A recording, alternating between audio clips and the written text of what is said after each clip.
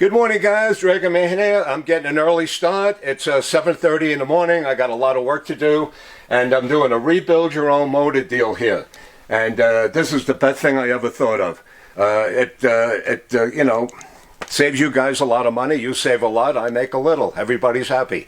Okay, let me show you what's involved. Rebuild your own motor. I glass beat the heads. We put new Amco guides, Teflon seals, nitrated valves, and two-angle valve job. We put the heads back together. We send them back to you. We bore out the cylinders, neck size over 5, 10, 15 thousandths, whatever. That's all included. We glass beat the cylinders and 8.5 to 1 compression pistons. You get Hastings rings, and don't worry about setting the ring gap because I do that. And you get a top end gasket set. Okay, with the cases, we replace the bearings, the races. Over here, we replace the Timken race and Timken bearings. Cam bearing, you get a new cam bearing. On the connecting rods, you get 54 turn to roller bearings. We put new rod races in. We put new bushings in there. We hone it out to standard. You get a 3-hole crank pin. We balance the flywheels. All that's included. And I put the whole lower end together for you. All you have to do is put the top end on. Very easy. And look at all the money you spend, save. So even if you have to get a mechanic or somebody to help you and pay them, you're still going to save a lot of money. It's only $1,200. If you want to do your transmission, the average transmission job comes out to around $400. The bushings, the 88 needle bearings, we glass beat the whole thing. You get new seals, gaskets, and we set the shifter clutches, and the motor, the transmission will be all glass beaded and match the motor. Both jobs, $1,600. If you want just your lower end done, $695. See that? And we don't need the stator. This is called the stator. There's only 4 screws and 2 screws here to take it off. And we don't need the magnetic cover. See that? And you take this off, keep this home, and it'll save you money on shipping. Okay, rebuild the lower end, $695, parts and labor. And we do Sportsters too. A lot of guys ask me if we do Sportsters. Of course we do Sportsters. Okay, and we do 45 motors, flathead motors, 1936 to 99. Okay, these heads are going out today. Dual spark plugs, see that? $95. We shaved the heads, the gasket surface, because the steel inserts were coming through. And nitrated valves, stainless steel, Amco guides, Teflon seals, and the whole job here, less than $500. You can't beat it. Okay, look at all the jobs coming in. Okay, here's a tip for you. Don't send your motor from a UPS or FedEx shipping store. They mark it up 20%. Just bring it right to the terminal. And don't forget to put the note in the box, return address and telephone number. Okay, over here, see, we got a lot of jobs coming in here. That's why I got to stay, start early. Got to keep working. Okay, over here. This is the flywheels from the Rebuild Your Own Motor deal. It's only $95. I'm taking off a 1/2 inch of metal, 500 thousandths. See that? All this metal on the right side, my right side, is coming off. And the new timing hole will be a 1/4 inch hole going right through the flywheel because the original timing mark is going to disappear when I shave them. A lot of people are shaving their flywheels. Half the motors I do, they want shaved flywheels. The reason is, a lot of people aren't stroking their motors these days. This is a stroker piston. Look how short the skirts are. This is a stock piston. Look how long the skirts are. This gives the piston more stabilization, and it'll last longer. When you stroke the motor, the crank pin is out more on the flywheel, and the rod angle puts more pressure on the piston, and it's going to wear out faster, and the motor's going to run hotter. So that's definitely no good for long trips. And a stock piston will last a long time, thousands and thousands of miles. Okay, and of course we have to rebalance everything. I rebalance the flywheel, street use 58%, racing over 4,000 RPM 60%. Nobody could balance a flywheel for all RPMs. Okay, right here, let me show you the biggest problem a lot of people have here. Okay, 1936 to 76. The slash for the front cylinder for the timing mark is in front of the crank pin. Okay, look at this. 1977, they switched it around. See that? 1977 and up. The slash is for the rear cylinder now, and where the front cylinder used to be, they have the rear hole over here. So that really mixes a lot of people up. I have no idea why they did that. So now the hole is for the front cylinder, 7/16 before top dead center, where the older bikes, 76 and down to 1936, the slash used to be the front cylinder. So when somebody calls me up and they can't set the timing and they tell me they have a motor 77 and up, I know exactly what happened. Okay, anything you guys want to know, all you have to do is call me up.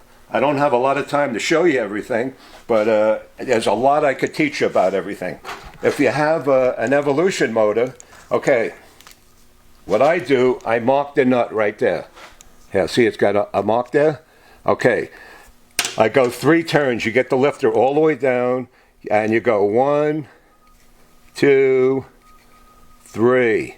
Okay, then you walk away, you do something else for 5 minutes, and you'll see when you come back, the lifter will spin. Then you turn the motor over, so the next lifter is the very bottom of the lobe on the cam, and you do the same thing. That's how you adjust the Evolution hydraulic lifters. If you have solid lifters, the earlier motors, see there's 3 different sizes.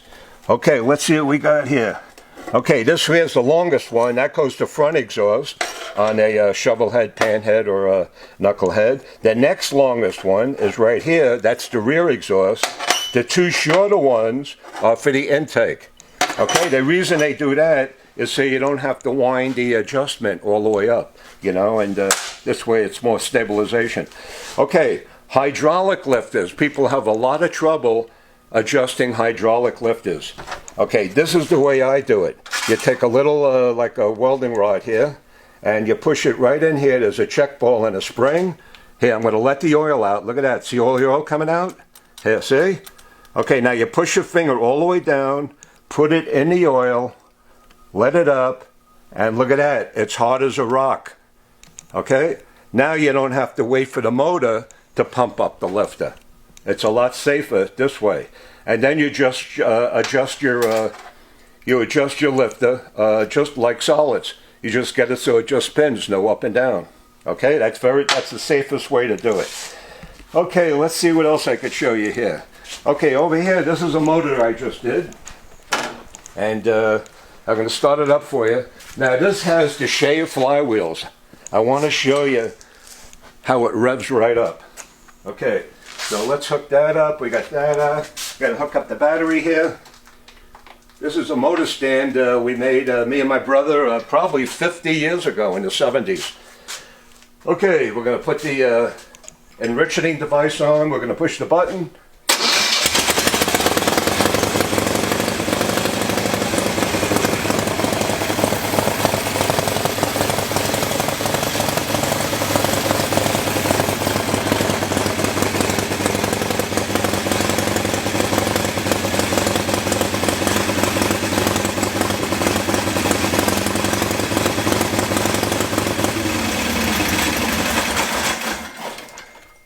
Okay, what I want to show you, I'm going to hit the throttle. Watch how it revs right up.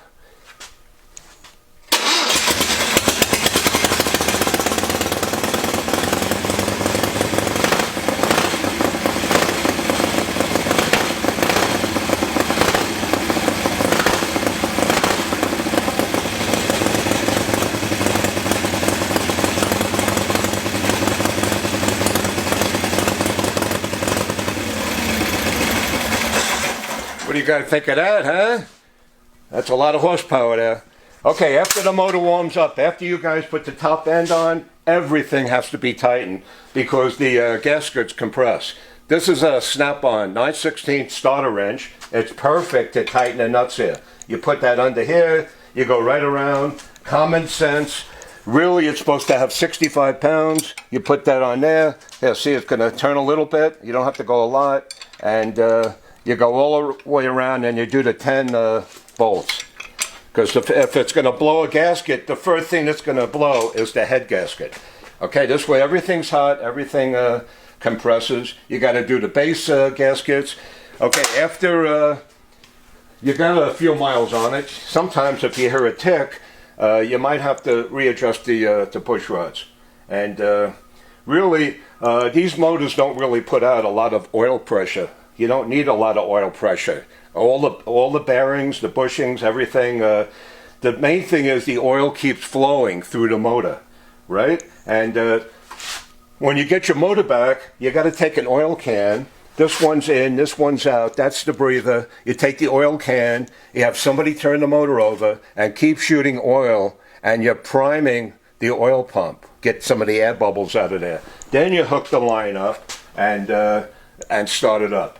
You know, a lot of guys just put the hose on there. They have the motor running for 3 or 4 minutes, and they're calling me up. They're on the phone. They're yelling. There's no oil pressure. I know what happened. You got to prime the oil pump. It's got oil in there. Everything's, you know, clean and all rebuilt. Okay, if there's any questions about anything I do here, you're welcome to give me a call. I don't mind. I'm doing this work for over 56 years. I know what I'm doing by now. So give me a call, 719-683-2200. We work all year round rebuilding motors. That's all I do here. Motors, transmissions, and machine work. I don't work on anybody's bikes. I just do the motors, transmission, machine work. So don't bring your bike here because I don't have a motorcycle lift and I'm not interested in working on your bike. I'd rather just tell you how to fix it. Okay, guys. You have a great day. Thanks a lot for watching. Hope you learned something. Have a good one.